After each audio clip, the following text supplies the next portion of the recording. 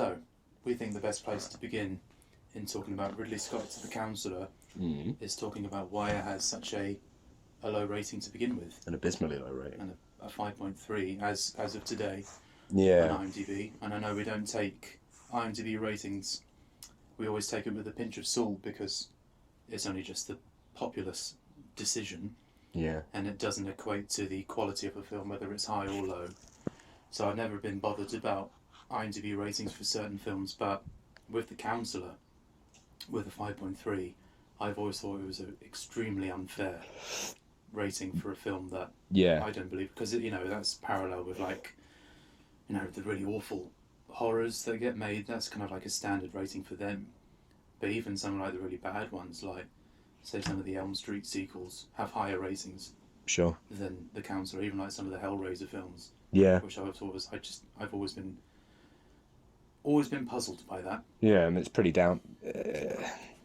I think in general, I don't think a lot of people got it. No, I don't think so. And I think maybe, I don't know if in part that was to do a lot with the marketing, that the trailer may have made it look a bit more action-packedy, people are hunting down cartel people, or like a crime caper. And in reality, it's not really a crime caper. No. And do you think a lot of this was down to the fact of who was in it as well? At this stage, particularly for Fassbender, this was in the middle of a big... from 2012 to 13, that was like a huge couple of years that he had. So maybe people just naturally assumed that he's going to be in a film about like the drug cartel directed by Ridley. It was going to be a more of a, no, this isn't like disrespectful to Sicario, but probably more along those kind of lines. Sure. When in reality it's way more philosophical and allegorical than the trailer made it out to be. Yes. Because the problem is Fassbender, at that point, he'd been doing a lot of... Because when was The Counsellor again? It was 2013. So he'd just done, or a couple of years, he'd just done First Class, X-Men First Class. Yeah, I think that was a couple of years prior. So he was still kind of up and coming, wasn't he? And he did Bastards and things like that. Well, in terms of The Counsellor time, he had done stuff like, 12 Years a Slave and, I'm losing Frank, and Steve Jobs was going to be about a year or so after that. Yeah, and he was about to become like big hot shit with Days of Future Past was like the year after The Counsellor. Yeah. So he was about to like properly become like Magneto or whatever. Yeah. So I don't think it... Mainly, I don't think... I mean, I'm not going to put blame on the studio. And I'm certainly not going to put blame on the actors or on Ridley. Because obviously, we love this movie. Yeah. I do have to put a lot of it as people's expectations or lack of understanding about what they were getting themselves into. I think you make a good point with Denny's Sicario, like, as much as we obviously adore Sicario. Like, it is more run-of-the-mill, I guess, because it is what it is on the tin. It's what it says on the tin. It's Emily Blunt hunting cartel guys. It very much is about the drug cartel. Yeah, whereas this isn't about the drug cartel. That's just the setting. This could be from any time or any place. Yeah, it's just a man that covets more. Yeah, and he's not happy with what he has, and he takes a bad gamble. That could be in any setting. That could be, that could be a medieval film, to be honest. Well, the root of it is like what happens when you get yourself involved with something that you can't get out of. No, and you can insert that into any kind of theme and genre. Exactly. But what better than the Mexican drug cartel, where it is ruthless? Yeah, well, it's an industry. Well, we said it. It's an industry. That's the funny thing. It's a criminal enterprise, but really, it's a billion-dollar industry, if not more, trillion-dollar industry. Yeah. So yeah, I think it's a great setting for it. But I think the problem is I think people were probably expecting a man hunts cartel, or the problem is there's no clear-cut lines with it. So I think for the average moviegoer, they were looking to find a hero and a villain, and the traditional tropes of a plot. Yeah. And that doesn't exist. Like, the counsellor, as the character, is not a good person. He's not a bad person either. And Javier Bardem's character is not a good person or a bad person. Probably more good than the rest of them. He's a pretty decent guy. Well, it establishes, like, in the first scene with Faz that he's very sure of himself. He's very cocky to the point of arrogant. Yeah, And I think, that ends up being his downfall. of course. Is that he believes he can take on something like this with no consequences. consequences. Yeah. And then you throw in other factors that we love that maybe people didn't. Well, we know people didn't because of the IMDb rating. Yeah. Of quite a slow plot. It's not, car chase per minute. It's very much just what we're doing now. It's just two people talking in a room. Yeah. About consequences. Yeah. That is essentially the whole film, but not to its detriment. And I think the problem is maybe audiences thought that was detrimental, that they didn't want that. They didn't. I think the big problem is maybe Counselor was just a bit ahead of its time. Yeah, I don't think people were ready for a story like that. And so because of that, I think one of the roots of the quote-unquote issues here is that I think a lot of it comes down to the fact it was written by Cormac McCarthy. Sure. And not to sound like, like a film ponce, but the more you know about a writer or a director, the easier it is to take in what you're seeing. Sure. Like if you go into a Baz Luhrmann film, for example, not knowing what his films are like, you're going to be quite. Oh sure, yeah, you're going to be showy in colour. Why the hell is everyone dancing around? And but if you know that's his thing, you can accept it easier. Which is what I had with Great Gatsby. I knew what I was in for because I know what Baz Luhrmann's like as a director. Sure. Another one being Terry Gilliam. The more you know about him and the way he makes films, the easier it is to digest. I mean, I had this with his recent film, The Man Who Killed Don Quixote. Sure. And it goes off and it's mad tangents, but it's when you know this is what Terry Gilliam's vision is, you can accept it more. Yeah. And I think especially because of the fact this was Cormac's first feature script, he wasn't known in the film industry for his screenwriting. Sure. And so I think in the grand scheme, people didn't really know who he kind of was. No. And so therefore they weren't attuned to what his writing style is like, which is very philosophical. It's very Sure. It takes its time. Yeah. It's not exactly clear. No, it's not. It's not a bad thing either. And it's certainly not traditional, like, because you're reading Blood Meridian now, aren't you? Yeah. And, like, the amount of times, like, because I've only got to a certain part, I don't know how far you've got in Blood Meridian. I've got to maybe about 9 or 10 chapters. And I say chapters because they're not really chapters, are they? They're just a passage of time, and then it just goes to another thing. And it doesn't really clear cut in that. But one thing I found with Blood Meridian was that 1 second you'd be reading a traditional scene, like have you got to the bit with the tent yet? No, and the judge. I haven't got far at all. No. So it's like that bit's completely normal. Like it's just, he stands and watches this scene and then the scene gets driven up. But then 2 pages later, it's suddenly like a poem. Yeah. And then it will just cut to a description of like rocks and terrains. Yeah. And then you feel like you're reading some kind of old like Poe-esque thing. And then it will go back to just pure dialogue, but you don't know that everyone's talking because there's no speech marks in Cormac's books. No. So he's a writer anyway that doesn't conform to any sense of traditional, like basically if you went to writing school and you wrote how Cormac McCarthy would write, you'd get an F because they'd be like, well, you're not doing the rules right, you're not putting speech marks in. Why have you got poetry all of a sudden? But when you try and do that in a screenplay, which we always got told at uni, it's essentially an instruction manual. It's tough. Yeah. I think he succeeded admirably. I think he succeeded 100-fold. And I put that down to we know what Cormac's writing is like. We know what to expect, yeah. If only at that time all we had to base that off was No Country for Old Men. And about how that I see them as kind of one of the same, where No Country also, with the criticisms I've heard, is that people weren't happy with the fact that Josh Brolin's character was killed off screen. Sure. And the fact that the villain gets away, like it was breaking all these kind of rules that film has, and The Counselor did the same. But then because overall it has a quote bad ending, like it's not a happy ending. No, not at all. But it depends how you define a bad ending, and I think that depends on which character you're kind of focusing on. Because I think by the end, it shows that the focus of the story was Cameron Diaz all along. Yeah, yeah, Is that by the end, by that last scene with her talking to this really cocky guy, equal cockiness to Fassbender, thinking that, I think it's a great commentary on people thinking they can usurp Cameron's character because she's a woman.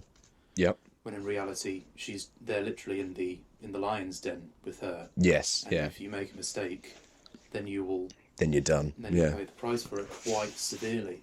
And you just got to see what happens with Javier's character to know that she is ruthless with people that try and cross her, even if it's her lover. As far as Javier was concerned, they were lovers. Yeah, I think Cameron was yeah. probably playing her all along, and I think that's another great compliment to the film, is the fact that they did cast Cameron Diaz as that character. Definitely.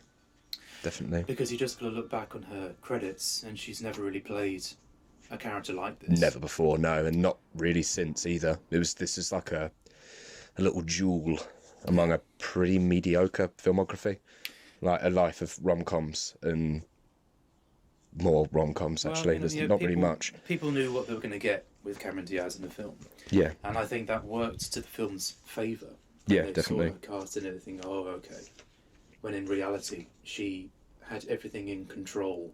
Sure. From the first moment you see her. Mm.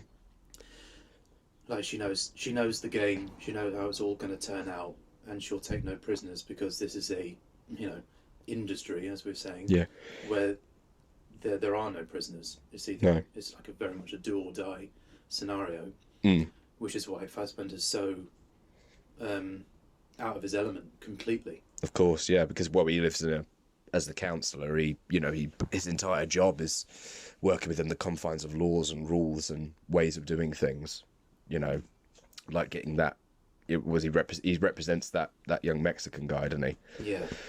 And he knows how to work the system because he knows the system. But the problem is when he's dealing with this kind of drug enterprise, there is no system.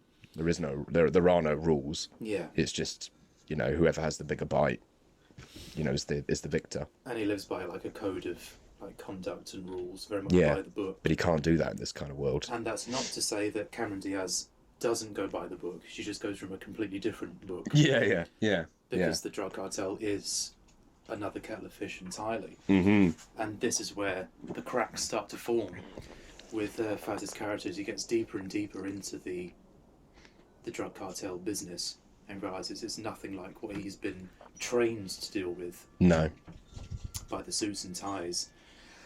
And it's not just Faz that suffers from it. This just shows how vicious it is. Because this is what's so interesting about Brad Pitt's character, is that he's someone that's been through that. Yeah. And even all it takes is one mistake, and he pays the price for it. Of course. By openly admitting that his weak spot is women. Yeah. And then, of course, that ends up being his downfall because he doesn't think with his head. Again, like Fassbender, he's brash and he's arrogant. And that ends. And the same with Javier. You just got to see just the way he composes himself and the way he dresses. He believes himself to be a man in control. Definitely. When in reality, as we know, we should probably say spoilers at this point. Very much spoilers. Going into spoilers. Spoilers. Yeah. At the end of the day, he's never in control. And was never in control in the first place. He was being used the whole time. And he put his own... What I like about Javier's character is that he was in such total kind of obliviousness to his own power and his own control and his own ego that he didn't stop to consider that the enemy was actually right next to him the whole time. There he is, giving all these plans off to Faz. Yeah. Saying like, oh, do this and do that, and we'll get this deal done, and you'll make a lot of money. And the whole time, Cameron Diaz is just filtering it through and just winding this plan together, calculating. I've always liked that. It's like the wolf in sheep's clothing kind of thing, because she seems. I like how in the first act of the film, she kind of plays herself off as being quite ditzy, like she's in control. I mean, obviously you have the famous car rubbing scene, but she does come off altogether as being ditzy or just caring about, you know, the ring that she has, or She's like a you know, wild card. Yeah. exactly. But it's all a ruse. These are all tactics. Yeah. Yeah, that she manages to get close to someone like Javier, or as you say, exploit Brad Pitt's character, or lull Penelope Cruz into a false sense of security. The whole time she's like a spider. That's an excellent scene with her and Penelope in the spa. Yeah. Because to Penelope, she probably thinks she's talking to someone who's, as I say, a bit of a wild card. Yeah. But in reality, Cameron is getting into her head to try and find these weak moments. Yeah. So she can plan how she's going to usurp her and take over. Yeah. And it's such a cleverly written scene. I love that scene with definitely Penelope and Cameron in that. I just like, because I think it helps as well that with that scene in particular, that Penelope Cruz is in a very much a state of vulnerability. Very much. Like, it's a subtle one, but it's not like she's not on her knees with a gun to her head. But you know, she's laying down on a bed, like exposed essentially. Yeah, because her back's exposed. She's just wearing nothing but a towel. Which is seems like the perfect time for someone like Cameron to then pounce on her. Yeah, and because she's not used to it and she's exposed and her back's turned. You know, it's all very animal metaphor. Well, and you see that literally with the cheetahs. Yeah, I mean, that's just perfect imagery of how Cameron likes to view herself to be as the predator hunting the prey. Yeah. And to be honest, the film shows no denial that she is the predator of the film. And you know, in the animal kingdom, there is no holding back. No. Like the cheetah kills and then eats. Yeah. There's no like pity. The lion's hungry, he eats. Well, of course, there's no pity. There's no second guessing. It's do or die. Yep. Kill or be killed. But the problem is all the other characters that end up facing their demise, they hold back. They hesitate. They think about it. Whereas she just goes for it. It's almost like well, I think this connects nicely back to what we were saying with No Country. It's about impulses. Yeah. That, you know, the reason the bad guy wins in, well, whether you define winning with Anton Chigurh, but the reason he wins is because he doesn't think too long about it. He doesn't hesitate. He doesn't hold back. Mm-hmm. He goes for something and he goes for it. You know, it's all impulses and in the moment and like what do they call it? Like the spontaneity of chaos. Mm-hmm. I guess what Cormac tries to always try and say is that there's just like two different types of people. There's people that look at chaos and become flustered by it, like Brad or Javier or Faz or Brolin in No Country. And then you get people that look at chaos and see it as a tool, like something to exploit or manipulate for their own gain. And Anton sees chaos as essentially like an atomic bomb. Yeah. Like he can use it whenever he wants to get the situation to work in his favour. Like the proprietor scene with the call it. Of course. I mean, that is the archetype of getting a chaotic thing. He didn't need to do that. There was no reason for him to do it. No. But he did it because he knows that man would not react well to the chaos of it. Because there's no control. There's no yes or no. It's all chaos. And Diaz, I always just see Diaz and Javier's character from No Country as one and the same. There they are. They're both just agents of chaos. Yeah. And it's just... And they know how it all works. They know how it's all going to end. Exactly. And in turn, this kind of adds to the explanation of the demise of Brad and Javier's characters in Counselor is because, as you say, they think too much. Yeah. Like when Javier's about to get whacked, what does he do? He tries to drive away from it, tries to run away. Yeah. And in turn, it speeds up his demise because he's making the situation worse. And the same with Brad, when he has the vice around his neck, what does he do? He makes a scene, tries to pull it off. Yeah. But this only happens because they got themselves into that situation themselves. They've only got themselves to Yes, yeah. Yeah. I mean, at the end of the day, I suppose we have to keep remembering, regardless on views of drugs or whatever, or prohibition, all that kind of stuff, that they all chose this life. Yeah. You know, they all chose to deal in drugs and cartels and stuff like that. So I guess, you know, it's I'm not saying you can't pity them or you can't feel sympathy for the characters, but I think this may also be a problem as well, actually thinking about it, with the infamous IMDb rating, is maybe because people felt that they couldn't sympathise But I don't see where it says on the how to make a film book of where it says you have to sympathise with characters. Because really, we haven't really been offered anything to sympathise them for. No. Like with Brad, with his cockiness and his arrogance and kind of talking over Fassbender, and Javier with just the way his kind of demeanour, even though he may seem a lot more positive and outgoing and approaching. Yeah. But you got to remind yourself of what they're doing, which is nefarious and illegal. Yeah. Okay. Yeah. Yeah. Seen by, well, especially in American view, because it's different here, isn't it? Like we don't have cartels, you know, we don't have, well, we have drug runs, but no one ever talks about it. But in America, this is a big fucking deal. Like the drug trade, I mean, they have a war against it, for Christ's sake. So, you know, they know what they're getting themselves into, and the audience, the audience that don't like this film, should really know what they're getting themselves into. So it'd be, I just think it's weird that audiences maybe thought that was a negative, to not sympathise with characters, but yet Hail No Country is the second coming of Christ. I know. Which, you know, it is. It's Sure. a great film. But why aren't people moaning about that in No Country, but they'll moan about it in The Counsellor? Like, I don't feel that much sympathy for I don't Brolin's know. character. Brolin had a choice in No Country. He didn't have to go and pick up that briefcase. He didn't have to... He could have just given it to Chigurh, to be fair. Any time, he probably could have gone like... He didn't need to run away with it, but he chose to. Yeah. But there's nothing wrong with that. But I've heard it before. I think it was actually said... Someone at uni said it to us. I'm trying to think who would have talked to us about The Counsellor. Not sure. I don't want to assume Louis. Because I think... Sorry, Lou. I can't remember if Lou's seen Counsellor or not. Oh, I don't know. That someone said that they didn't sympathise with anyone. It might not have even been as a negative point, just as a point. Yeah. But I'm just saying, like, it's fine to not. Like, it's fine to have a film where there aren't clear-cut heroes and villains, and it's fine to have a film where you don't really know who you're rooting for, or even at all. Like, there's plenty of movies that me and you love that we don't root for the hero. Yeah. Like, because, you know, I'm just trying to think of like American Psycho. I'm not exactly rooting for Christian Bale. No. But it's not a bad thing. Yeah. But people seem to think it's a bad thing with The Counsellor. Well, it seems like the only character in The Counsellor that you do feel sympathy for is Penelope Cruz. Oh, 100% with her. Because Like, she's done nothing wrong. Yeah. She has just been lumbered into this against her will. Yeah. And she's doing it out of love Yeah. for Faz.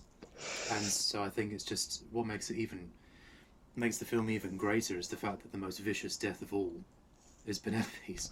Yeah, because she's the, you know, if we keep with Cormac kind of having a bit of an an animal allegory throughout. I mean, she's the lamb, isn't she? Very much so. She hasn't done anything wrong. She just, as you say, her only fault is that she loves her fiance, and that's grim. Yeah. Like, she essentially died out of affiliation. And it's in that moment where, you know, when Faz realises that she's been killed, is when you actually see on Faz that the horrible mistake that he's made. By the way, he breaks down like that. It's just like, what have I done? Oh, Just what God, have I I love done? that scene. Yeah. I love the fact that Ridley chose not to really show the death, just the aftermath. Yeah. Oh, it's just so... Well, because it plants the seed, doesn't it? By it establishes what the cartel do to people. Yeah. By making the snuff films, cutting Yeah. their head off, Oh, and that's- sending the DVD. I mean, that's the thing as well. Like, I've seen online that people were moaning about the nature of the deaths and going like, well, why did that happen? But they talk about it throughout. Yeah. Like, Brad Pitt talks about the snuff. Yeah. Brad Pitt also talks about the neck thing. Yeah. Can't remember what they called it, the bolo tie. Yeah. Well, Javier as well. Like he fully Yeah. explains. Oh, it's Javier, isn't it? Yeah, he fully explains what this thing does, so he knows that risk. Yeah. He knows what will happen to Exactly. him if he crosses the line. And that's But they still go through anyway. yeah, and that's what I don't get with people. When they said like, oh, yeah, I've seen it online where people have said like, I didn't like the Brad Pitt death scene. It felt like it came out of nowhere. It's like, are you kidding? Like, there's foreshadowing, and this weren't very subtle foreshadowing. Like, as you say, Javier literally explains the process. Yeah. It's the bomb Bit under the by table, isn't it? We know it's going to come, because why would Ridley have spent so long on a character explaining the scene? But yet people still went like, oh, it came out of nowhere. Yeah. Why did Brad die like that? Why is Penelope Cruz beheaded? Because it's been set up. It's Yeah. it's a setup for the plot. And they know that. The characters know that. The characters know it can happen. They still do it anyway. Which is why I love, like, when it happens to Brad, and there's that one little cut where he laughs. Oh yeah. As if to go like, Of course. I'm such an idiot. Yeah. Of course. Yeah. Again, only got themselves to blame. Exactly. Because he fell victim to his own flaw, Yeah. which is women. And then what you get, you insert Natalie Dormer. Of course, And yeah. it's like you know what's going to happen before it happens. I always forget it's Natalie Dormer. Always. Yeah, I completely forgot it was her. And this is where it shows that I think it kind of backs up the intelligence of the audience, I think. Yeah. Because you know, as soon as Natalie walks in, you think, well, here we go. He's done for. Because he's established that women are his Achilles heel. Yeah, his vice. I see what you did there. Ironic. I see what you did there. Yes, yeah. I think as well, thinking back to what we were talking about with why people didn't like this movie, this masterpiece movie, this movie that should have been probably up for a couple of nommies, I imagine. It should have been, I think. Yeah, I think there's plenty of categories it Definitely. could be nominated for.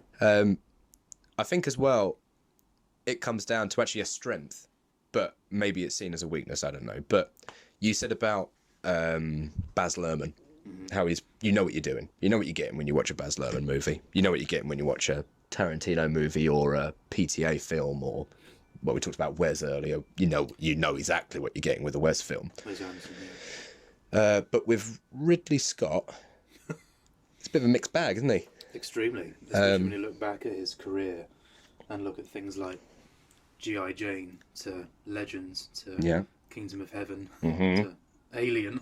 Blade Runner and Thelma and Louise. I mean, they're all so different. Yeah. But see, this is just what confuses me. I still to this day, I don't know what audiences expected. I mean, I know we've talked about, like, maybe it was the trailer, or maybe it was Cormac, or maybe it was Faz, but I still don't get it. And it hasn't changed either. No. It's not like one of these retrospective things where, you hear about some films that alienated fans at first and then became appreciated later on. Well, funny enough, Blade Runner, Space Odyssey. Sure. Well, a lot of what Kubrick did. Yeah. Like the ones that age, like the wine age films. Yeah. Where at the time they weren't appreciated, but give it 10, 15 years, they'll be revered. But this still has the same stigma on it that it was a weak film, or I've seen things. It was like it's Ridley Scott's worst movie. But that's what I mean. It's like, what are they basing this on? Yeah, because at the end of the day, like, anyone that goes into it, Ridley has done so much different stuff that you shouldn't really expect one thing or the other anyway. Like, you shouldn't expect Body of Lies, or you shouldn't necessarily expect, like, a Blade Runner 5. I mean, you wouldn't with this anyway, but you shouldn't be going in with an expectation of what it's going to be like, because the guy is a mixed bag. Yeah. You shouldn't be surprised that it feels quite philosophical, because, well, it's the guy that did No Country, and it's got Javier in. Yeah. So there should already be that kind of, that precursor of like, well, Javier's in this, Javier was in No Country, oh, it might be similar. But there was none of that. I just don't think, I don't think people even took that into account. No. And especially with, like, as we're talking about the variety of Ridley's films, and like, what did he do before Counselor? It was Prometheus, wasn't it? Yes. And then after was... The year before, wasn't it, Prometheus? Yeah. And what was after Counselor? It was something completely different. Trying to think was now. It Exodus or something. I think it was Exodus.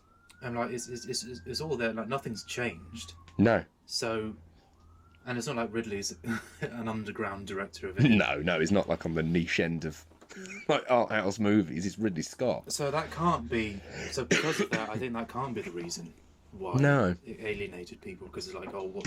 This doesn't feel like a Ridley film. But what does feel like a Ridley film? None of them really, because he doesn't have a. But I say the only thing he has that's like that I define as him would be just his attention to detail in terms of like sets and production design and the way things look and the way things feel, but not in the same spectrum as like Nolan or Denny or even Spielberg. Like, that's at how least Spielberg, you can feel Yeah. a Spielberg film, but Ridley, he just makes movies. They're great movies, but he just makes them. That's how I always compared the differences between Ridley and Tony Scott's films. Where I've always thought Ridley's films are small stories in huge areas and landscapes, Yeah, and Tony's are huge stories in small landscapes. I like that. It's the opposite, because you look at stuff like Man on Fire for Tony. Sure. Like, it's such a huge story, but set in one area. Yeah, And like things like Unstoppable, it's all in like a closed off part of the world, a part of America or whatever. But I think it's the opposite with Ridley. Like, if you think about Gladiator's story, it's quite simple. it is. There's Yeah, so much to see and take in. Yeah. Kingdom of Heaven. yeah. Or as much as I don't like Prometheus, like Prometheus deals with like existentialism, gods, the beyond, who we are. Most of it just takes place on a ship and a little tiny strip of a planet. That is it. Yeah, well, I think Prometheus is a good example of Ridley foraying into existentialism and philosophy. Yeah. He's already done that with Prometheus. Yeah. So again, I don't think that can't be the reason why people didn't like Counselor. And No. also like to address that it doesn't bother me that people hate the Counselor, because I'll always love it. It's great. Doesn't matter what People are think. entitled to their own opinion at the end of the day. But we're just trying to figure out the nucleus of it and the root as Yeah, to why it's seen in this way.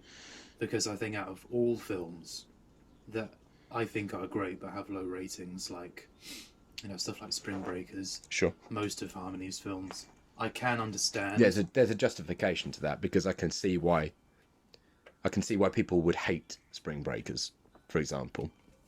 Yeah. Like, it's quite an easy film to hate. Yeah. But we love it. And there's Because plenty we know of what Harmony was trying to do. there's plenty of films that we've talked about, and someone like Jim, for example, with The Lighthouse, and Jim's given it like a 2.5 star, or Midsummer, we've got a straight up 5-star rating. Yeah. Jim's given it what, 2 stars? It's just too sunny. Sorry, Jim. There are pretty much every film that I love, I can understand why someone wouldn't. Pretty much, I think every film. Yeah. There's nothing that you comes close to the Counselor in terms of like, I just do not I understand. I don't get it. Whereas everything else I can make some viable thing that I completely disagree with, sure, but something I can get around. Like, you brought up 2001 earlier. Like, I fucking adore that movie. Like, it might as well be God himself. Mm-hmm. But I can understand if someone turned around and said it's boring. But like, yeah, okay, fair enough. Yeah. Not a lot happens, maybe. I disagree, but not a lot happens, so I can justify that. Or No Country. No Country I can also see it where it's like, I just didn't really like the pacing of it. Okay, fine. But the Counselor has, if you say that your problem with the Counselor is it's not actiony enough, there's plenty of fucking action scenes. There's the scene with the cars. There's the scene with the tie thing around the neck. There's plenty of action. If you say the pacing's weird, I don't really think it's paced badly either. No. I don't think the pacing's off. I think every scene kind of flows by. Yeah. The only scene that I've heard a lot consistently as a problem, not a problem I have or you have, but a problem, is the scene towards the end where Faz gets the call from the Don, I think it is, the cartel boss, and he basically goes on that 10-minute rant about you are the product of your own circumstance or whatever. I can't remember what he said. He keeps saying the same thing. I can't remember. It's like a recurring line, isn't it? And okay, fine. That's the only thing I can get behind. If someone says, "Oh, he waffles a bit," okay, fine. It's a very long scene of a person on the phone, a character that we've not seen before, never seen before, and he's essentially just explaining the problem, but doesn't show the problem. But then this is the thing, right? Because we see that as a strength. A huge strength. Because there's nothing more excruciating, in a good way, excruciating in film, than knowing what's coming and you're just waiting for it to happen. Yeah. There is nothing better, right? Mm-hmm. Again, we keep bringing up No Country, but it's important. I think, with No Country, because it's the spiritual sister of No Country. Yeah. And, you know, we talk about the scene with Anton and, I can't remember her name now, Brolin's wife. Yeah. Kelly McDonald's. Yes. So she sits there with Javier, and he's got the gun, and he's talking to her about call it and all that. And she's like, no, I don't want to call it and all that stuff. And it goes on for a little bit. We know what's going to happen, and it's excruciating because they're delaying the inevitable. Yeah. The same thing's happening with that scene with the Don and Fassbender. We know what's coming, so the longer it goes on for, by rights, the more painful it's going to become when we finally know what's happening. That's a good thing. So why any audience member would think that's a bad thing is, to me, it doesn't make any sense. It doesn't make any sense. And it's everything to do with that scene that makes it so brilliant. The fact that it's on the phone, Yeah, I love. it's so impersonal. And I love how like he's been like he's interrupted with his pool game, isn't he? Yeah, And he's just holding the pool cue in his hand, just like as if he's like off screen, just gone. Give me a minute. I just need to tell this stupid American where he's gone wrong. I'll be with you in a minute. It's just like second fiddle to him. sure. Which This I is his think life. establishes the power of that character Yeah. and shows how very much in control he is just by his demeanour. Yeah, Just like, give me a minute, let me just talk to this stupid American man, sure. and then I'll come back to the game. Like, just hold it for a sec, get a drink, Yeah, and goes on this wonderful, like, philosophical explanation of everything that Faz has done wrong. But it's not like a grilling. It's like a almost No. like a parent telling their child about the mistake that they've made. yeah, like justifying in a calm manner why you've been grounded. Yeah. It's like, let me explain to you something. So This I'm is not going to be a angry, life I'm lesson for you. disappointed. Yeah, because at the end of the day, Faz is alive. Yeah. You know, I assume, you know, we don't see after the film, obviously, but I assume he would stay alive. That the cartel aren't going to kill him. That was his lesson. This is your lesson, yeah. You've lost the thing you loved the most because you failed to understand how this works, and you tried to fuck us. Yeah. And now you're paying the price for that. So it really, yeah, I mean, that's a perfect analogy, Bob, of like a parent talking down to. Well, it's just because of the way he says it. It's just he's almost talking kind of, almost lovingly in a way. Like the way he kind of is like, I'm sorry this has happened, but You need to understand you why need to this has understand happened. where you've Yeah. gone wrong. And I'm going to take the time for you to explain that, even though it's too late because everyone's dead. But I'm still going to do it anyway out of like respect. It's like a courtesy, isn't it? Yeah. Yeah, which just hauls back to these other kind of gangster films where there is this layer of respect, Sure. honor, like Eastern Promises, Godfather, doesn't matter. Yeah. It's all about respect and honor, and that's what he's doing. Yeah. Well, because they're my favourite bits in these kind of it doesn't matter where it is, as you say, like whether it's the Italian mafia or it's British gangsters or it's Eastern Promises or this with the cartels.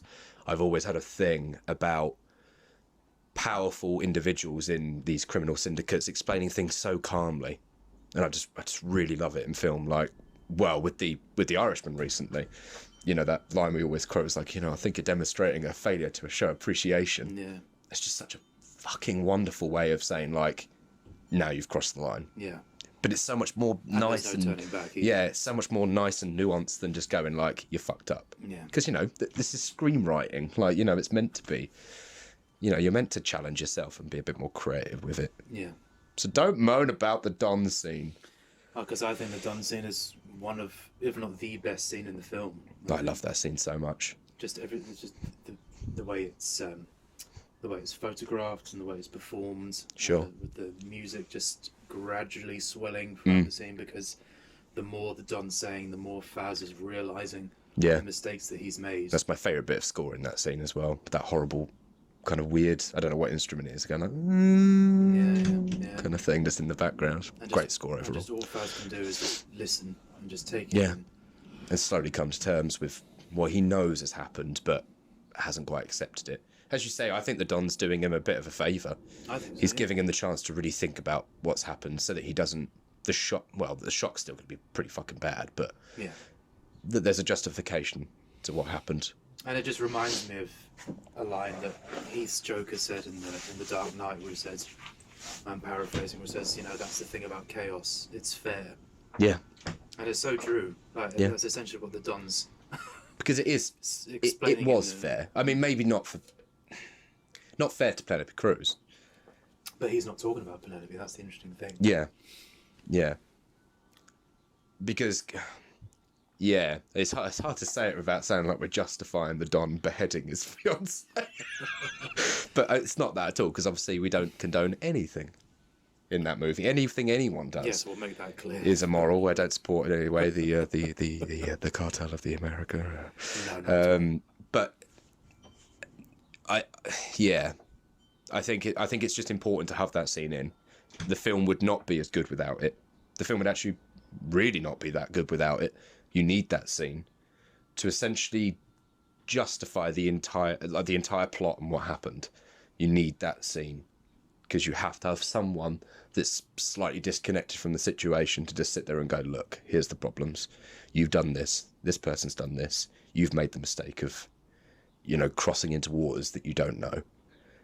And now you're paying the price for it. Whether that price is fair or not is another matter entirely. Penelope Cruz should not have had to die for that. No. But it's Faz's fault. Yeah. If he would have been absolutely fine to just keep doing his little lawyer career, just be the counsellor, and just live out the rest of his days as a counsellor, he chose deliberately to partake in criminal enterprise. So we could buy a ring from Bruno Ganz. Yeah. Sweet Bruno. Good old Bruno. Always forget he's in that as well. Yeah. Always forget he's in that. Yeah. He made that decision, and now he's got to live with it. I think we last time we watched The Counsellor, I remember we had a chat about what Faz is going to do after the film stops. Mm-hmm. And I think I said, or I think we both talked about the fact that he probably is going to kill himself.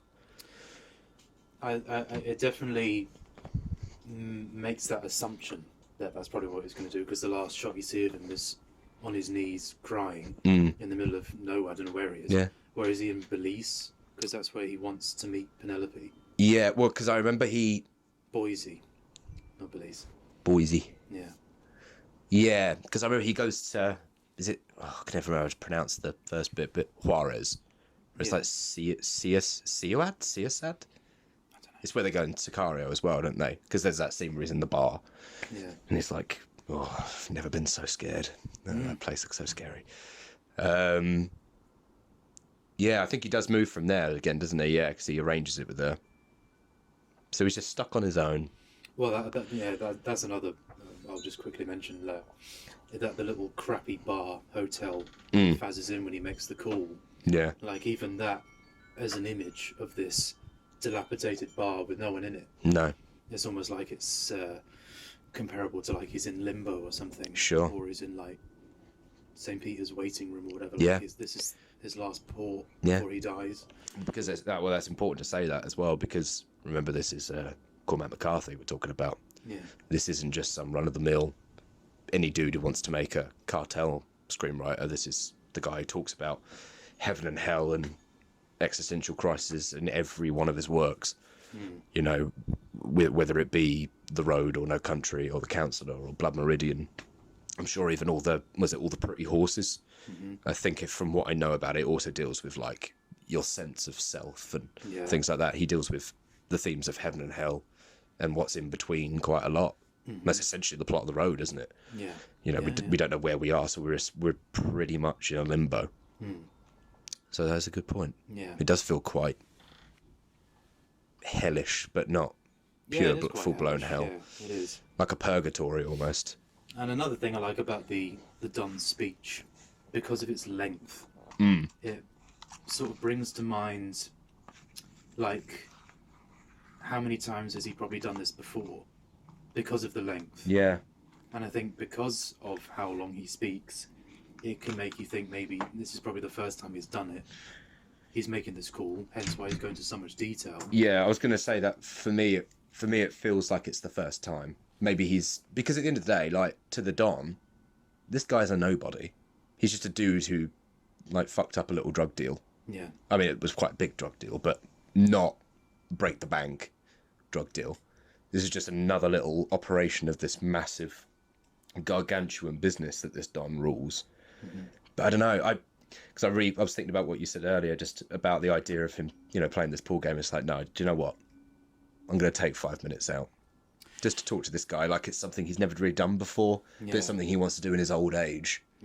Try and justify what he's always done, but he's picked this one person to go like, do you know what? I'm going to tell you, and in his kind of way, he's telling himself as the Don. I mean, we're giving a lot of credence. He's only been on screen for like 5 minutes, but you know, if he's done it all his life, maybe he has never justified it, as you said. But Faz, he's decided to actually take the time because of the circumstances of it that he's killed his fiance. Yeah. And maybe because like the Don probably saw some potential in him. Sure. Like, if you could have been a good business partner. Yeah, if you kept your nose clean, you could have been a really good asset to my quote business. Yeah. So I think that's why he goes into such detail, because like if you kept on the straight and narrow, you could have been a really good asset. Which reminds me of it was like the Ted Bundy tapes, and like the last thing that the judge said before he was, before he went to jail and got sentenced was like, you could have been really good, you know, you're a bright young man. If you hadn't have done this, like I would have happily, I'm paraphrasing, but I would have happily like had you work for me in a way, you know. Yeah. So I kind of I sort of drew comparisons to that, obviously way after, because Ted Bundy stuff was after, sure. Yeah. It kind of all sort of, you know, you can sort of see these comparisons with different films and TV and real life, you know, with Ted Bundy. Sure. Is that if he just kept on the straight and narrow, he could have been really good. And I like to think that's what the Don was trying to do as well. It's like treating him with some with part respect and another part like, you know, pointing out his faults. Well, I think the respect, it's quite perverted, but the respect is letting him live. Yeah. He's got to live with the fact that his fiancée is dead because of him. Yeah. But he is alive. And in some twisted, fucked up way, that's kind of respectful or kind of amenable. Yeah. And it's like, you made a mistake, sure, but I've given you a get out of jail free card. It's cost you big time, but maybe now you can learn to be, you know, the man that you should be, kind of thing. Maybe don't let greed drive you. And again, with drawing comparisons, like it reminds me of that bit with Damon and Leo in Departed, when Matt says, "No, just kill me," Yeah. and Leo says, "I am killing you. Like this is your punishment Yeah. by keeping you alive." Yeah. Yeah, again, because it just goes back to Cormac and his, you know, he writes a lot about, well, he writes entirely about, you know, Americanism and the American way and what it means and stuff. You know, they talk about that a lot over there, don't they? Yeah. Of like the death penalty and stuff is like, is making a murderer, is basically hanging a murderer a fitting crime, considering they won't have to live with what they've done. Yeah. Whereas if you leave them alive, they've got to spend the rest of their days contemplating the consequences of their actions. Yeah. And so it's kind of like that with Faz. He's got to live with that. Yeah. Or not, depending on what he does after the film ends. But Oh, well, yeah, I think that's why it's so great, where it leaves you with that. yeah. You don't really see his conclusion, and it depends how you define conclusion. Sure. Like, to the film, it's almost like that kind of tease of like, well, it's up to you to decide what becomes of his character. Cool. Well, with all of them, really. I mean, you know, going back to Diaz, like she's won, and she's at that table, and you know she's famished, and all that. But we don't know what's going to happen afterwards. Yeah, what does that mean, famished? It's almost like Just hungry again. Like she's been maybe she's been infected with the same greed that they all had. I don't know. Well, Like now she's got the power, she wants more power because what do all men with power want? You see another comparison. Because we don't know what's going to happen next. For all we know, the Don's going to hang up the phone, play the rest of his game pool, of course, and he hopefully will win, or people will let him win. And did you just beat me? Then they're like, what's going to happen next? Is he going to go after Diaz? Is he going to find out that Diaz has done this? I don't think so, you know, because how I interpret that final scene with Diaz, it's almost like the cycle is beginning again. Sure. Because she's going to call this guy for a sucker, because you can almost see.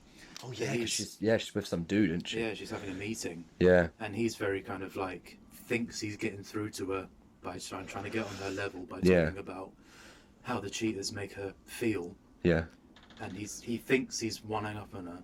But in reality, she's playing him for an absolute idiot, and he's probably going to be next.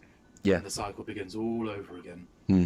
because I also like to imagine this isn't the first time Cameron's been through this. No. It's a great study on, with what I said a lot about Peckinpah's films, about toxic masculinity. Sure. And it's run rampant with Brad, Javier, Faz, and this guy at the end. Sure. And even others like Dean Norris. His little Oh scene, yeah, sweet Dean. like even he's like thinks he's the man. Yeah, he thinks he's the absolute dog's bollocks. But he's just another pawn in Yeah, this it's massive just a pusher. game. Yeah. Yeah. I never really thought about the counsellor from the perspective of toxic masculinity, you know? This is actually the first time I've really thought about it. Yeah, but it's true. Actually, yeah, because you just got to see. Well, sometimes it's more blatant than others. Like Brad's downfall is women. That's just how he sees himself, as like a cocky, handsome man, and he's very aware of that. And Faz thinking he can just do whatever he wants without punishment because he's a big-time lawyer and all that kind of stuff. And Javier, with the way he is, and like house parties, and the way he kind of he sees himself as a swinging playboy. And they're all just idiots. Yeah. And it's like Cameron's the one that kind of points out these faults in people, and these faults end up in their death. Yeah. And which is why I think the Don is so great, because he's not being overly masculine. No. This is why, comparing it to a parent to a child. Yeah. Doesn't take masculinity or femininity to instruct or teach a child. It's coming from a place of education and knowledge. Yeah, again, just great writing, because all other films, the Dons and the bosses are always a bit, like, no disrespect to Breaking Bad. I love Breaking Bad, but I can't remember his name. I mean, he's the Don, but the Don that Jesse and spoilers for Breaking Bad, the Don that Jesse and what's his name, Gus, go to see. That crazy, not Tuco, the crazy dude they meet at the pool, and all that massive scene happens. Yeah. He's all like, "Oh, what are you talking about? Oh, you come here, you come here." Oh. He's just so big and masculine, and well, as we say, toxic masculinity, because he's all bravado. He's trying to show. Yeah, yes, animal.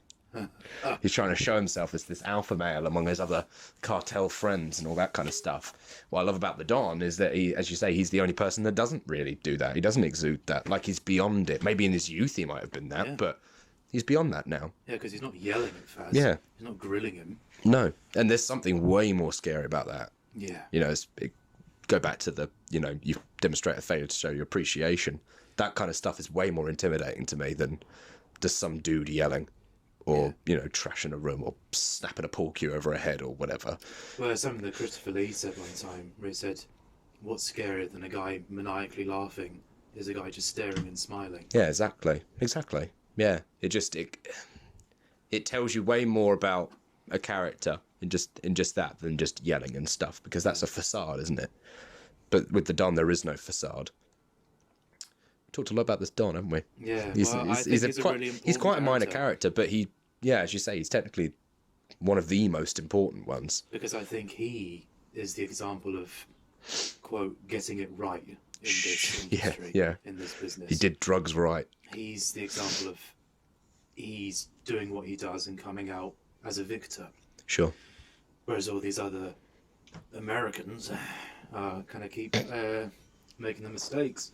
Yeah. And going back to like the masculinity and the toxic side of that, you can just see it with all of the male characters. Yeah. Like even like at the very beginning with Faz, like doing his little kind of moves on Penelope in the bed. Sure. That's his way of like being in control. Like it's established at the very beginning of the film. Yeah. And just Brad's demeanour when he's talking to Faz. Now Brad, if we're comparing with Brad and the Don, Brad is grilling him. Yeah. He is telling him off. Yeah. That scene is it the scene in the food court? Is that where they are? No, it's the hotel bar, isn't it? Yeah. And when Brad finds out that it's all gone to pot, he's proper agitated. Like, hits the table and says, "Have you any idea how serious this is?" Like he's telling him, "Any idea?" It's like, "You idiot." Yeah. But it's not this.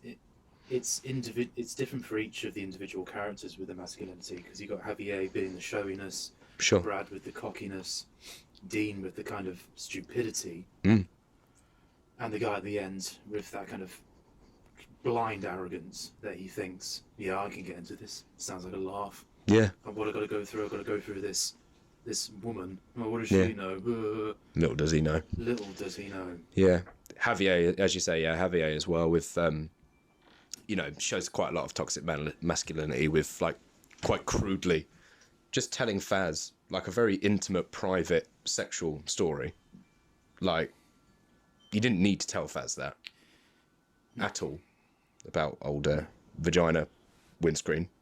No. You didn't need to tell it, but that's quite, because I associate that as quite a overly over the top masculine thing to do anyway, like a bit cringy, like when you get lads, like lads, and they all sit around and go, yeah, like the other day, yeah, like, fuck my missus. It's all a bit cringe, isn't it? Because it's just kind of, I wouldn't say one-upping, or maybe a little bit actually, maybe a little bit one-upping, and just trying to prove how much of a man you are by how much you do with your woman, kind of thing. But what's interesting about that is that Javier sort of tells the story in a way that he was kind of intimidated when it happened. And I think this is where the cracks start to form. Sure, yeah. And Javier's pretty little lifestyle that he has is like, wait, who am I actually with? Yeah, right now? like the revelation halfway through the story. It's just like, hang on. And what a better way to show that on screen is something really explicit. Sure. To really, because that's probably what it needed. Yeah. Javier's character, because he's so wrapped up in his own toxic world. Yeah. He needs something that explicit to remind him of the reality of the lifestyle that he has. Yeah, and the choices he's made. And importantly, I think Javier at first, probably before he told Faz that story, in his head, because I like to think maybe that was the first time he told that story, was to Faz. Like, he doesn't go around at parties going like, let me tell you about my about this crazy car thing that happened. I think in his head he probably saw it as Cameron Diaz was doing that for him. You know what I mean? Like for his own gratification or his own sexual desire or whatever. But I think through actually telling Faz that, he realises that no, it wasn't for him, it was for her. That the whole time, it sounds like a story that's only for his pleasure, but it's not, it's for her pleasure. She wanted to do it, so she did it. It didn't matter whether he was there or not. But establishing her dominance. Yeah, exactly. And it says a lot about Javier's character that the thing that Cameron needed to do to get through to him was to do something like that. He's so wrapped up in his own little world. He needs to, like, it's the equivalent of just being slapped around the face. Sure, yeah. Which says a lot about his character, I think. That it took that for him to think, well, hang on a minute, I don't think I am in control here. No, agreed. And then soon after that, he meets his maker. In a car. It's almost like that was the car. Yeah. It's almost like that was her warning. Yeah. Like, fuck me, you're dead. You're going through that windscreen. Yeah. Especially because, after Javier dies, like, the cheaters get in the car with him. It's almost like the cheaters are an extension of her. Yeah. Especially with the fact that she has the pattern tattoo of the fur. Sure. That like she feels like she's one and the same. A spirit animal kind of thing. Yeah, and very much a very visual metaphor of that. That's how she wants to see herself. Yeah. Because she kind of looks like her. Yeah, I mean, she's got the little eye, makeup terms. Eyeliner? Yeah. She's got the eyeliner that kind of goes like that, like the cheetah has quite the long bit at the end of the eye, doesn't it? And her hair's quite short. Very sharp image. Yeah. They've deliberately done the makeup to make her, like, cheeks really kind of pronounced and even just the way she moves. They're all very kind of slow, sleek. You never see her rushing about or doing things quickly. No, she goes on her own terms. And, essentially just how a cheetah or a lion walks. It's very careful. It's with purpose. And I think that's probably why Cameron does come out as the winner. It's because she's choosing to view life as predator and prey. Yeah. Because it works fine in the animal kingdom. Yeah, she sees human beings for what they are, as animals. Yeah. As opposed to everyone else that sees himself as something more, which, it leads into the greed and the ego thing. There's nothing more egotistic. We've talked about this before when we've talked about some of the crazy shit that happens in this world. And, some of the terrible things. And we've always come down to one point, which is that people forget that we're animals. It's easy to stick ourselves on a pedestal and call ourselves better than everything else, but surely that is the most egotistical thing you could ever do as a creature. is say that you're better or stronger or you're. I mean, the most blasé thing is to say that you're not an animal, because we are. You know, that's it can't be helped, and because of that, we have instincts and we have human nature, and people say it so casually, like, oh, it's just instinct, but that's because we're animals.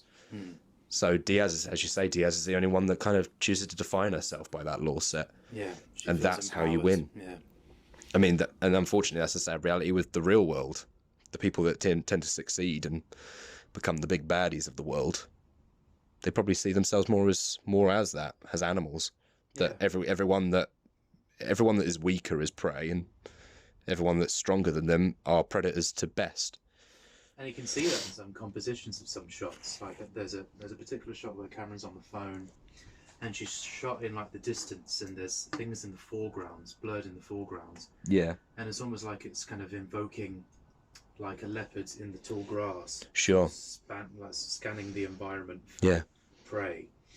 And you see that again in that the great scene we talked about with Penelope and Cameron in the spa, is that there's a shot where Penelope's in the foreground out of focus, and Cameron's just looking at her with this steely stare. Yeah. Like she's waiting to pounce, you know. Yeah. And it's full of that, with the way the cinematography complements Cameron's scenes. Yeah. Doesn't matter what it is. Exactly. So aside from like story, let's talk about just other positivities with the film, like let's say like technical stuff. Sure.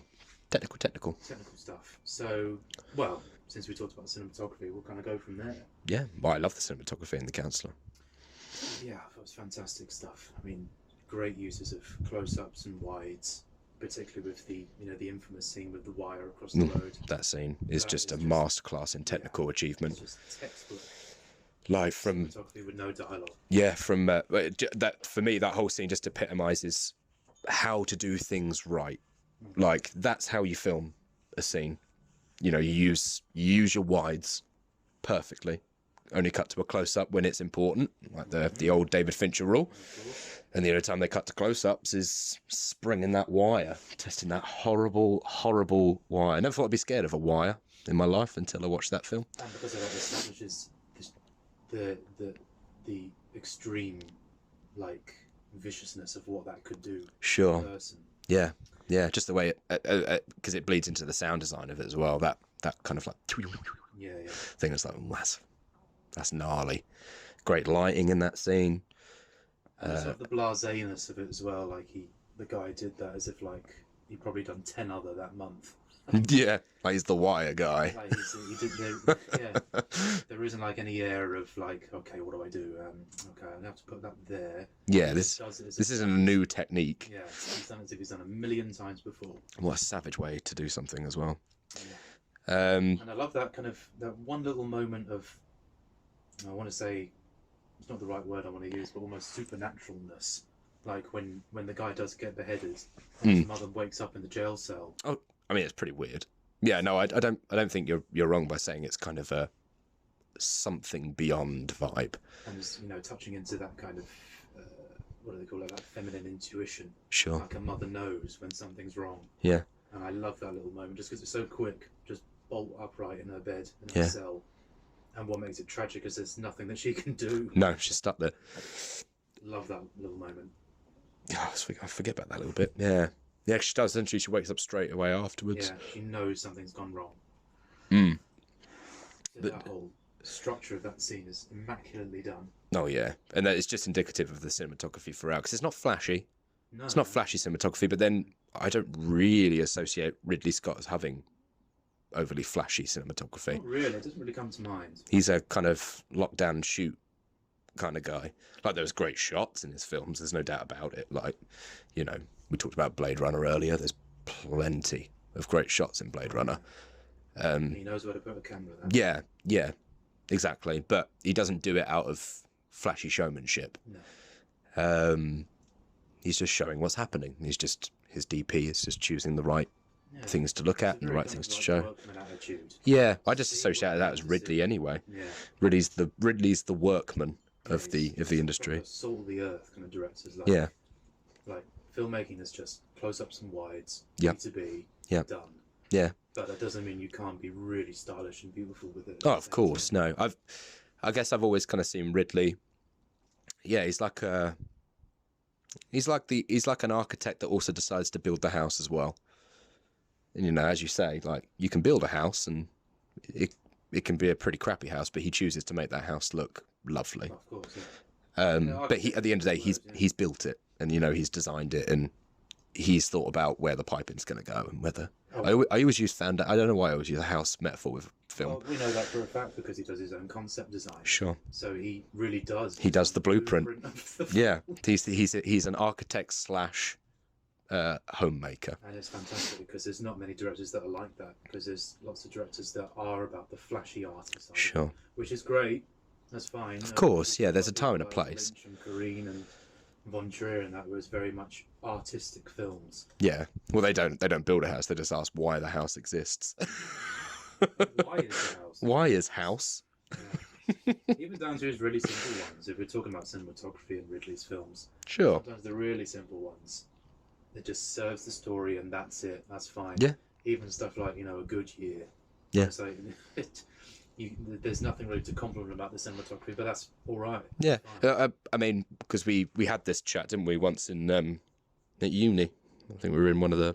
We were on those little sofas outside. I can't remember what classroom it was, but we had that chat about Deacons actually at the time. Oh yeah. Where I lost a little bit of I lost a bit of my faith for Deacons, you see. Yeah. Where I said I think he's a little too flashy, and sometimes I still do think that. Sometimes I think Deacons is still a little too flashy, because cinematography shouldn't be noticed that much. And I know obviously we talked about this on your last podcast with the Academy Award. We talked about cinematography and that the 1917s only really talked about because of the cinematography. Well, because Elliot raised a really cool point with that, where he almost, you know, kind of saying that Deakins is kind of like selling out in a little way. Sure. And there's no question why now he's won 2 Oscars on the trot. Yeah. He's gone through his whole career not being nominated. You know, you can say, like, obviously Deakins isn't doing it for the awards, but it is interesting that he's now won Oscars for very flashy films. Where, as you know, me and you both like 1917, and me and you both adore Blade Runner 2049. Yeah. But I could understand, again, it goes back to that point right back at the beginning of this, where I can understand points for criticism with every movie, apart from The Counselor, that I could understand if someone turned around and said that 2049 was more style over substance. I could understand that. Okay. Because in terms of substance, it's not like a massive meal, is it? You know, it's just like a little plate of, a little canapé. That's what Blade Runner 2049 is. Just little canapés. You're having little nibbles of things and they taste wonderful, but you're not filling yourself up with huge, deep stuff. That comes from exploring the ideas of the film and what things mean. But a lot of it does hinge on great cinematography with 2049. That feels like I'm insulting the film, and I'm not. No, it's a really mixed bag when it comes with good cinematography, because I love the flashy stuff too. Yeah. Like with what Lebowski's done with Malik and Inarritu, it's it's very flashy, very in your face. But the thing with Lebowski, which I think is why he's won all the awards, is that he's able to harness both. Sure. He can have great cinematography, flashy, but it serves the story as well. Of course, yeah. Could you imagine The Revenant without that cinematography? It'd just be weird. I think it would just come off as just a bit flat and boring. Yeah. You need that because you need to. So simple. Like, what is it? A guy going from A to B. Yeah. Essentially. Yeah. The guy's literally trying to get home, isn't he? That's it. That's it. That is all that really happens. No, just again, it all just sounds like insults. It's not. I love The Revenant. But, you know, at its core, you have to look at it just as the surface level. But that's what the film's about. Without that cinematography, cinematography is pretty important. It should be flashy at times. It should be in your face at times. Because, I mean, we're talking about film. I mean, without cinematography, there is no film. It's just a audiobook. Yeah. So it is important. But you've always got to make sure that your flashiness has justification and that what you're doing means something. Mm-hmm. But it doesn't have to always be flashy. And Ridley Scott's films aren't that flashy. Sometimes, the odd shot. Yeah. But there is nothing wrong nothing wrong with lockdown and shoot. No. And funny enough, it does bleed into, I know it's not really council related, but it does bleed into, what as you say, what you talked about at the Oscar nominations with cinematography. A lot of the cinematography winners tend to be very stylistic, very flashy. And I do think it's about time that the kind of working Joe cinematographer's got a look, because you don't notice it. And that's a good thing. Yeah, it's a good thing to not notice sometimes. You think about past winners like La La Land and Birdman and... Sure. Well, La La Land was a heinous win, personally speaking. Yeah, but that's when you know for sure it's definitely... Yeah. And yeah, as you say, things like all Lubisky again, isn't it, with Gravity and Birdman. And I mean, fair enough, Lubisky is king. I mean, he's so good. Oh yeah, this is in no way a detriment to his... No, I will forever love his cinematography. It's fantastic. But I just think it to nut this thing off before we go back to the councillor, because it is related, because it's about the lockdown. I just think more appreciation should be given to the people that don't rely on flashy visuals, because they're not any less of a DP. Just because you're not noticing and not going, wow, look at that immersive tracking shot that clips onto a wire and goes across a pond and goes a 360 and a pendulum. That's all lovely in its flavour. I keep making these analogies to food and houses today, and we're going to keep doing it. That's flavour, but you need the meat. And the working Joe cinematographers, they're the meat, where they're just telling a story. They are a tool to get this film made. I'd really like it if a DP won an Oscar for that. And there are DPs that are able to do both, which is the great thing. Of course. I think Cronenweth is a good example of that. Oh yeah, he is. Yeah, he's working Joe with flair. Yeah, like his photography and oh god, just about anything really. Yeah. He can have these kind of like these kind of omniscient shots. The most flashy he ever went was Panic Room. I mean, that is just pure. Look at me. Look what I can do. Need it because it's in such an isolated... Yeah, it works. Yeah, exactly. The flashiness has to be justified. It works with that, because otherwise, as you say, it might come off as bland and boring. It's just a film about a house. Yeah. So if it's just a shot of the living room and then it cuts to a shot of the kitchen and then it cuts to the shot of the landing, it's like, all right, cool. But when you're going along and you're following up the stairs and going through the pipe work and stuff, you get the real sense of a character with the house. So it works. The flashiness works. But then you look at something like Gone Girl. I mean, it's not flashy in the slightest. No. Not in the slightest. It's just scene. And that works perfectly. So I like the balancing act. Cronenweth's a good example of that, actually. Yeah. That's a good shout. And this Ridley guy is the same thing. Yeah. I'm assuming the DP's worked with him before for Councillor. So. I can't bring to mind who he is. No. But a fantastic job. Yeah. Overall. And consistent throughout. Yeah. Now, as I say, even the opening scene where it's all under the covers. Sure. Scenes like that must be really difficult to definitely construct. Yeah. But it gives it like a real nice kind of dreamlike quality, which I think is quite important, because this is the only point in the film where everything's fine, everything's tranquil. How to do that is by filming it like they are in like the dream. Like in the clouds, yeah. It's nice. Yeah. Storm. Cinematography is A game in that film. Yeah. Just wonderfully simple and great. And also the score. Daniel Pemberton. Pemberton's score. One of our favourite scores. Yeah, and again, a nice mixed bag of themes in the film. Sure. Like it has its kind of dark moments, it has its kind of like almost upbeat moments. Sure. And I think it matches where Faz's mind's at the time. Sure. Like that big famous theme. Oh, yeah. Jovial and upbeat, because Faz thinks like, yeah, I got this under control. This is a new game. Let's ride the drug wave. Yeah. Hanging out with cool people, making money. Yeah. Gonna move my girlfriend away. Everything's good. Exactly. Particularly the beginning bit before the doom ding da da da bit, where it's all just very calm and tranquil. It does feel very uplifting, doesn't it? It feels quite hopeful. It's like everything's going to be better after this. I'm going to be able to afford that ring and. Oh yeah, all of it. But yeah, the scene in the jewelers is really kind of peaceful. Yeah. And it's just man to man, just talking about, you know, going to propose to his girlfriend. It's all just really nice and calm. Yeah, there's a sense of hopeful, but then there's little bits in the score even before that that they give off some doubt.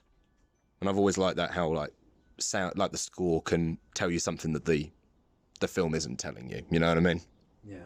Like the early parts of the score, there's little moments in it that are a bit like, why is that suddenly come in? Like, why is that weird noise suddenly playing in? And that's almost Daniel Pemberton trying to warn us. Yeah. Like, don't get too comfortable. Yeah. Like, don't think this is going to be a happy ending. And then when you do have the sad parts and the tragic parts, the score's great. Yeah. Like we talked about the Don scene. I love the music with it. I think it's called A Warning. Oh, yeah. I think it's the name of the score bit. That's a great bit of music.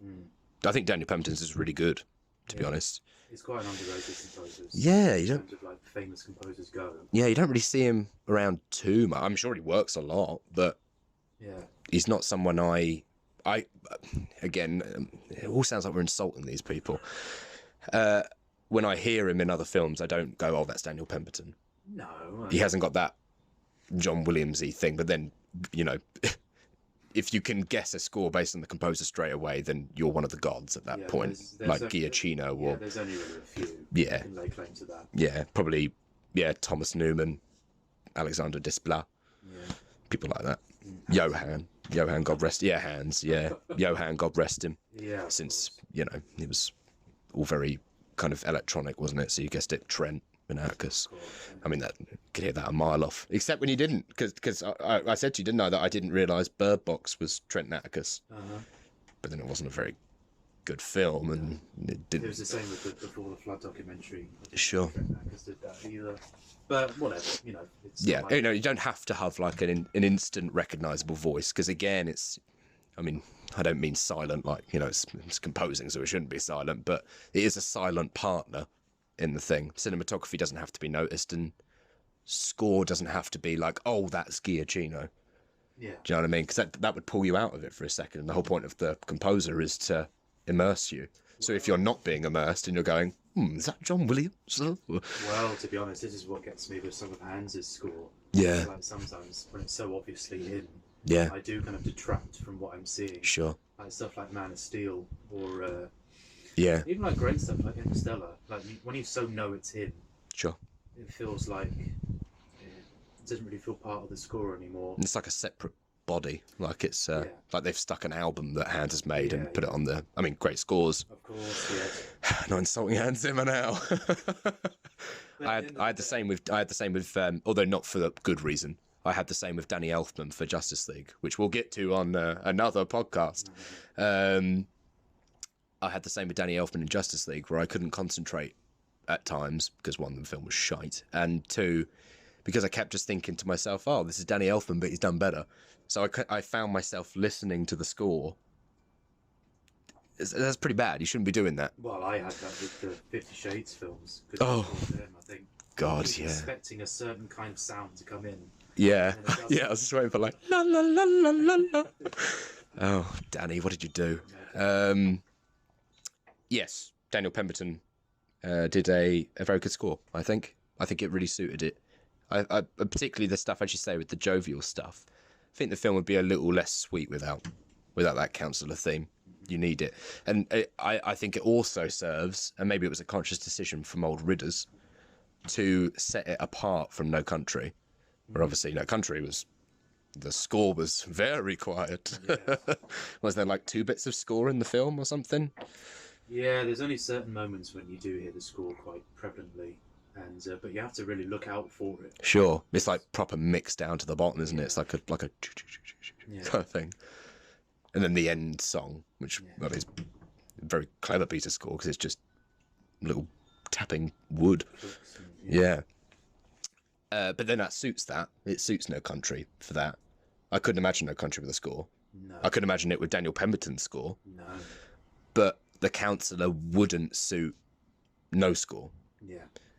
Because, as we've said before, we need that false sense of security or the ambience to help kind of take us forward and bring us through. And plus it'd be another bloody insult or criticism against the film. Yeah. So no music. Yeah. And because then it would be too bleak if there Yeah, was no yeah, story. yeah. Then it would have gone like, might as well, Michael Haneke might as well have directed it by that stage. Sure. The score. Yeah, yeah, It's like there is no hope at all. yeah, yeah. Because it's not a Cormac thing. Like you know, I know No Country's become synonymous with being like, well, it is Cormac's baby, isn't it?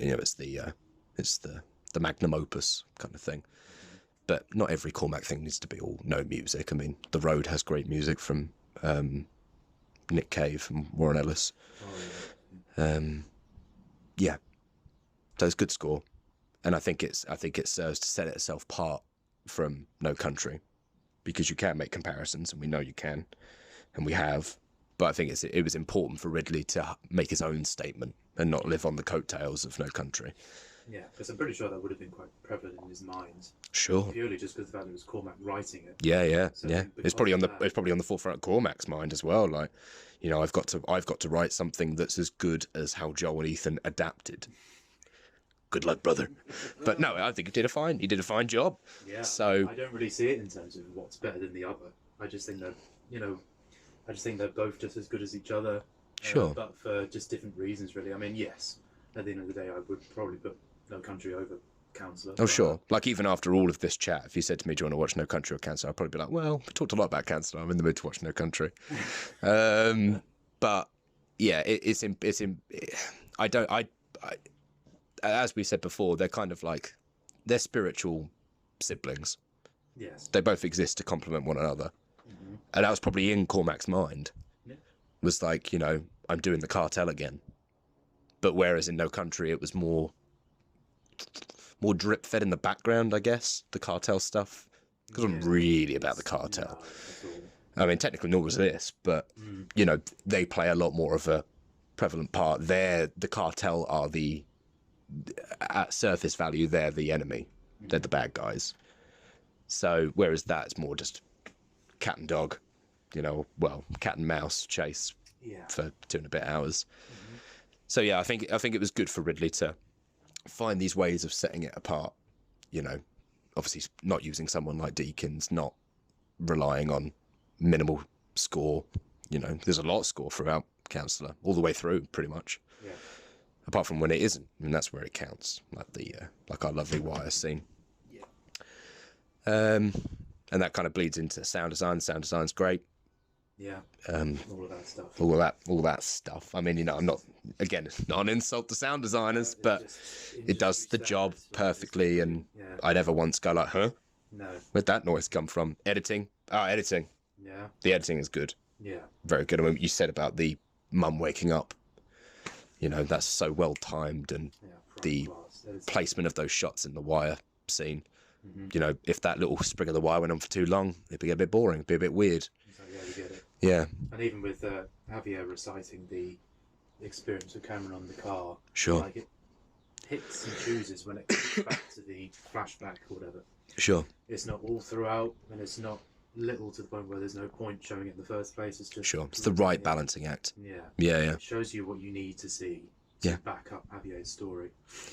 And so I guess in conclusion, we'll talk about the performances. Yeah.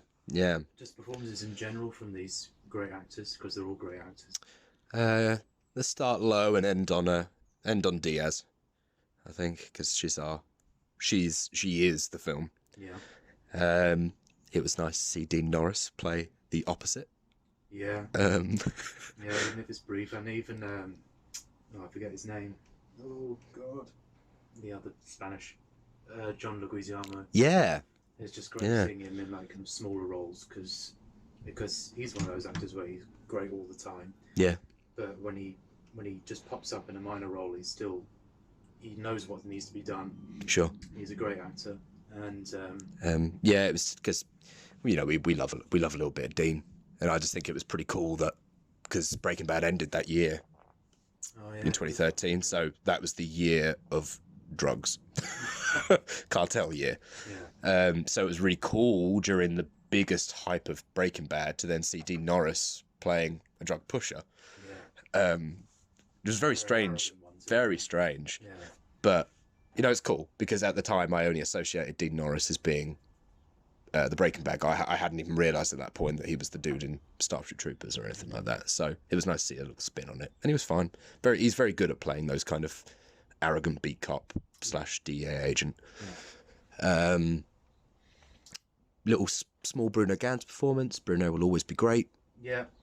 He does not do wrong. Mm-hmm. He's wonderful. He needs to do. Yeah, he's one of those actors. Yeah. Just, I'll sit down and do it, collect my paycheck, go back to Germany. Yeah. So then we're on to the big players. Bradley Pitts. Brad Pitt, a really cool character for him. So cool. Particularly at that time in his career, where he played lots of kind of hero-y roles. Sure. And, Well, I think that was the year of World War Z, 2013, wasn't it? A lot happened in 2013. yeah, and this was starting to get to a stage in Brad's career where he was producing a lot of films and sort of playing like little minor characters in to sort of help, I guess, funding and whatnot. Sure. Part of the contracts with like 12 Years a Slave and Big Short and stuff like that. So it was cool to see Brad play a different character like that, and for a bunch of different reasons. Starting to see Brad in a Ridley film again. Yes. Thelma and Louise was really cool. It felt like a meeting of the sun and the moon kind of thing, like a eclipse moment where it was like, here's Brad with his boy Ridders again. That must have been wonderful for them on set. Yeah, just like, good to see you, Brad. Good to see you. Oh, shit, burn my tongue. And have a cocky character as well. Yeah. It's almost like Ridders likes him doing that. Yeah, you can almost see it's like Brad was probably still that character in Thelma. Sure. Playing this character grown up. Really cool performance from Penelope Cruz. Oh yeah, I've always really liked her in film. She's just very convincing. She's a very convincing actress. I always admire her more, like the more stuff I see her in. Sure. Because I didn't really have too much of an opinion on her, like a few years back. But with everything I see her in, like the Vicky Cristina Barcelona and recently with Pain and Glory. Sure. She just always just gives really proper, professional, brilliant, captivating performances. Yeah. And Counselor was no different. Agreed. Yeah. Agreed. And speaking of Penelope Cruz, her husband. Yeah. I thought it was just because I have to keep trying to put my mind, because obviously we watch this film now, but putting our mind into young us, young, better bones, better knees us. And when we watched that film, Javier before that point was Anton Chigurh. Yeah. That was pretty much it. Yeah. Like, I didn't really associate him with anything else. Because I think he did Skyfall just a year before. Oh, yes, of course he did. Yeah. But even then, Yeah. So it was pretty cool because at that point, even with Skyfall, I only ever, when I thought Javier, I thought Chigurh. Mm-hmm. I thought quiet, weird hair. Mm-hmm. And that was about it. So seeing him play this bombastic, outgoing, crazy hair again, sure, but flamboyant shirts and proper being, proper rich and huge in his body language. It was a joy to see, and still now, even today, like I love watching him in that. Yeah. Knowing more of him now as well, which helps. Definitely one of my favourite of his performances. Yeah. In Javier's films. Definitely. And also the same with Faz, I think. Yep. It's definitely one of his career best. I mean, we have our problems, modern day problems now with Faz. We've talked about them before. Yeah. Him in the world, but yes. Faz is such a good actor, and The Counselor is just yet another example of how dynamic he can be. He's just the man. Yeah. Like, he's so good. Yeah. And it frustrates me that he's not in current new things that are great. Yeah. He's had a bit of a missy period. Yeah, I hope it kicks up again soon. Which is the same with Tom Hardy. It seems like, of course, yeah. Like they had like from 2012 or whatever to 14, 15. Yeah. They had it seemed like a couple of months couldn't go by without a new film from them. Oh yeah, I mean it was their time at that point. They kind of disappeared for a little bit, so I'm hoping this is kind of like the calm before the storm again, and now we hopefully get nothing but Faz and Tom films. Hopefully. He's great in The Counselor. He plays the kind of slightly ego-y card really well. Yeah, it's got everything. He plays compassion really well with Penelope, and that scene. Fassbender is a king of breaking down. Yeah. I've never seen a man of his age and his caliber be able to do that. Yeah.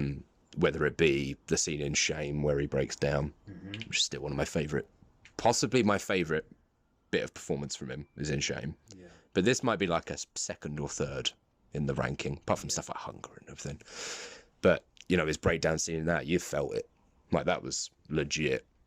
Like, it felt like there was a genuine crying counsellor man and really went quick to stick a camera on him. Yeah. It felt very real and very visceral. Very personal. Because Faz is king. Yes. And this was just a great role to come out at the time when we were going through our pure Fassbender obsession stage. It was a great film for him at the time, and just in general, like I think it's one of his best. And I think because this bleeds into obviously our creme de la creme actress as well, with the fact that one of the main things I'm always quite beefed up about The Counselor and it not doing well is that it means that people didn't appreciate what Fassbender did.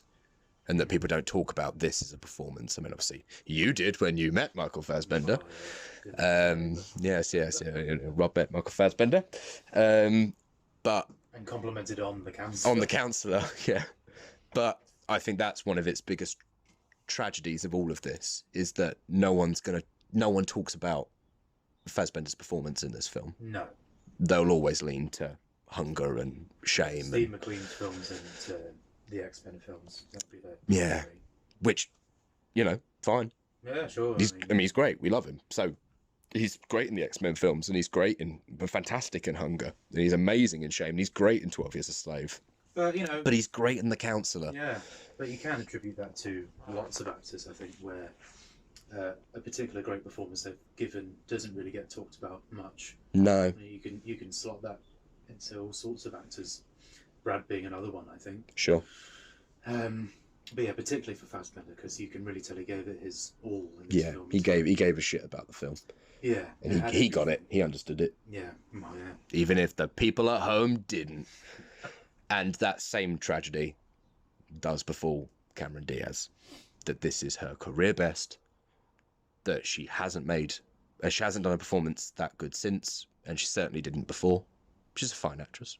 Yeah. She does the job, but she is primarily known for rom-coms and that kind of ilk. She's done a couple of series. I think, speaking of Penelope, because she was in Vanilla Sky, wasn't she, with Tom and Penelope?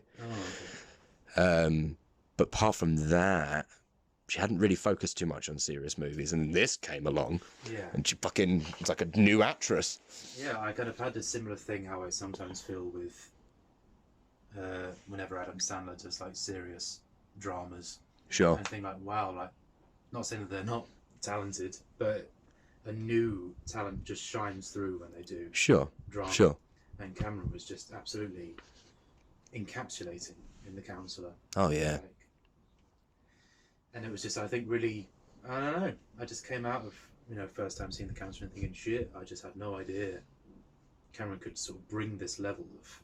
No, I was completely shocked. I mean, I know I shouldn't have, because obviously she is a professional and she's been doing this for a long time. Well, yeah, but no, I don't think it's anything rude against her. It's just, sometimes, there is if you don't know that they can do drama to that skill, then there's nothing wrong to assume that they might not be able to, or they just choose not to because that's not their thing. Like, you say about Adam Sandler, or people are talking about this Will Ferrell performance in, what's it called? Not Downfall. Is it called Downfall? What, his new one? Yeah, the remake of Force Majeure. Oh, yeah. With, I say Tina Fey, then it's not Tina Fey. No. Julie Louis-Dreyfus. Oh, yeah. And people are talking about his performance in that and thinking, is this indicative of what we've always been bloody talking about, where Will Ferrell will be the best drama actor? But you don't know that. We don't know that until the time. So I think it's fair to say that we were pretty shocked by Cameron Diaz, because she'd never shown any indication that that's what her skill set was. Yeah. That her skill set was more kind of comedies and like more about comedic timing and things like that than dramatic timing. but hell was I shocked. Yes, I was amazed. Like, I thought, wow, I'm so glad she's done a film like that. And I think, I think it probably gave like a new sense of, I think, respect for her as an actress. That she's more than capable Of course. of playing these kind of dramatic performances and characters. Yeah. So I thought she was fantastic in this one. Yeah, she is. I would say she's the icing on the cake, but she is the cake in this film. It's her film. Yeah. And fuck the people that say, and we've seen it, that Cameron Diaz didn't give a good performance in that. They were just watching a different film. They might have been watching There's Something About Mary instead. Not there's anything wrong with that film either. The Counselor is a great film, Bob. It's a fantastic film, and it should be praised way more highly than it is. Maybe one day. Maybe one day, yeah. Maybe in like 10, 15 years, there's going to be a sudden shift in opinion on it. What's going to piss me off is that it'll probably happen after Ridley. If something happened to Ridley, or if Ridley passed away, hopefully not for a long time to come, and then they suddenly go, oh, why The Counselor is an underrated masterpiece. And it's like, fuck you. You spent all these years slagging it off. The critics hated it. The audiences generally hated it. But not us, Bob. No. We love The Counselor. And that's the other kind of confusing thing, is that most people I know that have seen it liked it. Yeah. So there's definitely something else at work here. Sure. Because the people that I know that like it are also fans of Ridley and fans of the cast and fans of those kind of stories. Yeah. I think it's just a really dramatic example of when people just don't get it, when they don't dig the vibe, or they don't understand the vibe, and they don't understand what's at play. Where people walked in and they sat down expecting a run-of-the-mill cartel movie, and what they really got was an existential, philosophical lesson in greed, in corruption, in why maybe it's best to just live the life you have and not try and pursue the life you wish you had. Exactly. I don't think people were happy with that. Maybe it hit too close to home. Yeah. Maybe people saw a little bit of themselves in Faz. Yeah. I think there's a great lesson to be learned from The Counselor. Yeah. Because it does kind of make you look at yourself, thinking like, it makes you kind of reevaluate who you think you are, and what you think you're capable of course, living through. Yeah. And what you think you're. Yeah, it just goes through all of that, and not just for Faz, but for everyone in the film. Sure. So maybe one day people will have a different outlook on it, but it's definitely not happening anytime soon. So I think this was a good time to talk about it like this. Yeah. Because it is very much underappreciated and misunderstood. Yeah. And I think, I don't hold any reservations by saying it's definitely one of Ridley's best films. Yeah, without a doubt. One of Faz's best films. Amen. Amen, brother. Over and out. Goodbye.